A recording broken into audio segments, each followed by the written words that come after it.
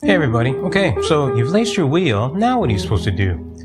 Alright, so what I'm going to show you today is like what you do after you lace. So the way that I do it is it's by hand.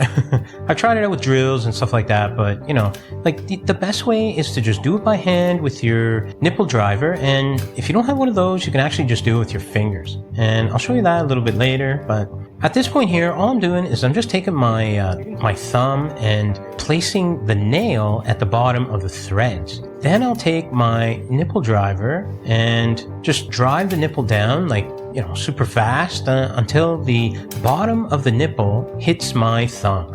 So basically what that does, it roughly lines it all up together like uniformly so that the bottom of the nipple is essentially flush to the bottom of the threads. As I said, what that does is it just creates a uniformity and tension at this point, and that's all we kind of want. Like an initial tension is what I call it. That's really what we want before we put it on the stand, and then that way we can gauge, you know, how much truing we actually have to do. So I just kind of go around as you're seeing here, and this one here is 32 spokes, so I'm gonna have to do it 32 times. You know, it only takes a few minutes. Like it's not really that difficult. The way I used to do it before I ponied up the $30 for a nipple driver was to just do it with my fingers. And one of the problems there is the spokes can get really tight, or there can be like burrs sometimes. Sometimes it's just not like a really smooth threading.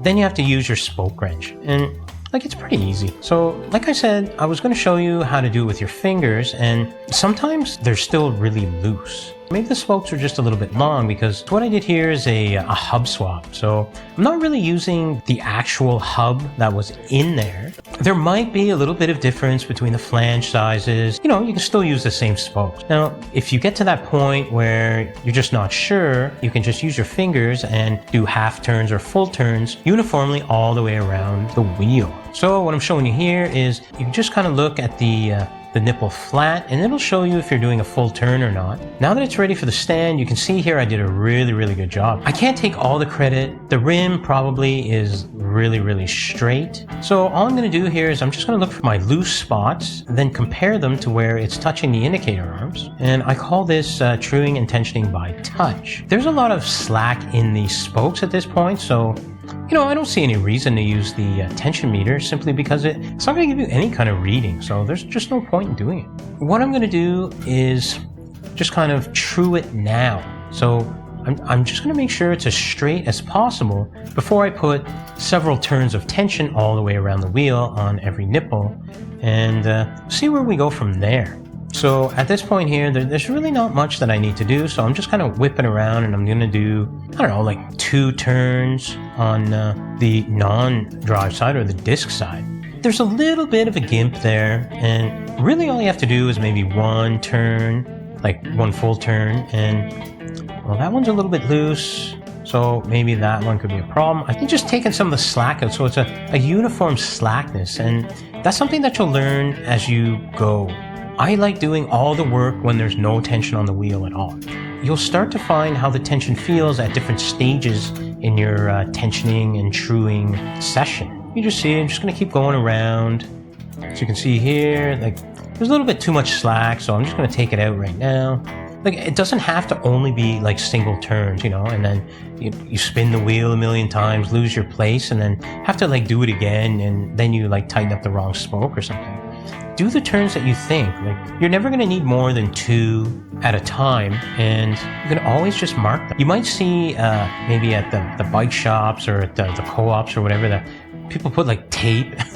People put like tape and stuff on the spokes because they want to mark them. You know, it's not a bad idea, especially if you're going to leave it, you know, overnight or whatever. But like I'm never going to do that. I'm just going to do it right through. And of course, this is me taking my time, you know, because I'm doing it for the camera. I'm doing it to show you like real time what you have to do, and especially from the point where we started. Like this wheel, literally, like I could have just tensioned it up and it would have been perfectly fine. You know, maybe a little bit off, and then you just kind of slowly fix it. So there you go. You can see there's a bit of a wave here. And so what we want to do is go up and then over to the left. So over toward the non-drive side.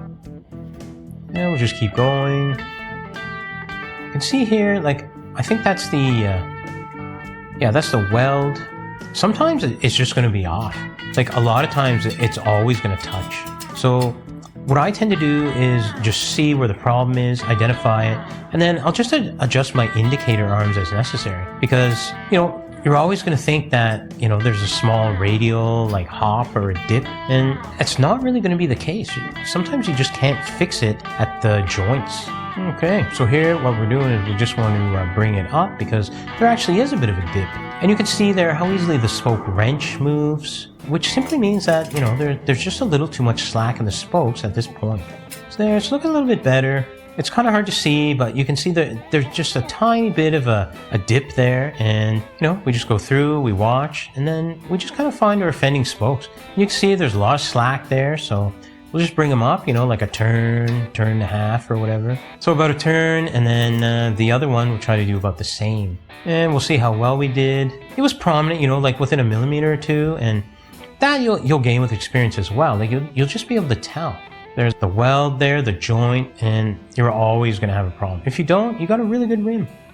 Now you can see there's still a little bit of a gimp here over on the disc side, so we want to bring it up, and we want to bring it over to the drive side. The way we do that is, because we want to bring it up, we're just going to tighten up one of the drive side spokes. So what I did here is I just loosened off a little bit of the non-drive side, so the disc side, and then I'm going to compensate over on the drive side if needed. And you can see there's just a teeny bit of a gimp there, so I'm going to say that that's pretty good. So what I'm going to do now is just tension it up like uniformly, go all the way around the wheel, and then I'm just going to see where I'm at tension wise here. So we can see the drive side's at about 10 on the tension meter. And what we're doing is we're just looking for a uniform tension. Like, this isn't fully tensioned. I got a comment from some guy who was telling me that I didn't tension the wheel right or whatever. And, come on, man. We got to think a little bit here. We're not fully tensioning and then doing all kinds of changes and adjustments. What we're doing here is we're trying to make sure that it's tensioned uniformly and true, both radially and laterally, before we reach full tension. Because if we just go and we tension it all up to the top, you're just causing problems for yourself. And that's not the way we work. We work smart, not hard. So you can see there was just a little bit, there's just a little bit of a gimp here, a radial gimp, and that's because of the weld. And there we go. There might be a little bit off, but there's a certain amount of slack that you can give yourself here, especially because it's not totally tensioned yet.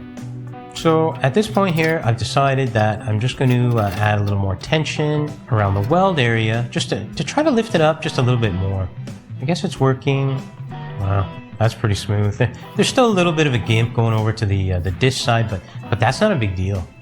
That's what, maybe a half turn off of the disc side and a half turn up on the drive side. So there we go. I think I did a full turn there. Then we're just going to take a little bit off of the disc side. All right, and that looks good. So there's just a tiny adjustment here I need to make. So I'm just going to tighten up the disc side just a little, about a half turn. At this point, we're not doing quarter turns, nothing. All right, so it's looking good. I'm going to check the dish. Now, this is not full tension. Let's just keep that in mind. We're going to do all the adjustments while it's at a lower tension. And then once we got it nice and straight, that's when we're going to do our full tension. So the dish looks pretty good. Looks nice and flush. I'm going to give it a thumbs up.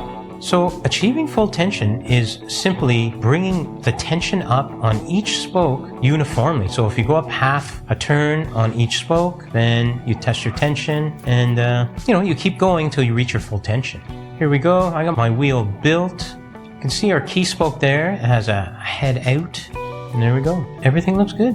So I hope this helps you out to know what you do after you lace the wheel and the steps you take to achieve full tension and basically complete the build of the wheel. I laced this wheel Industry 9 style, so if you want to see that video, you can click right here.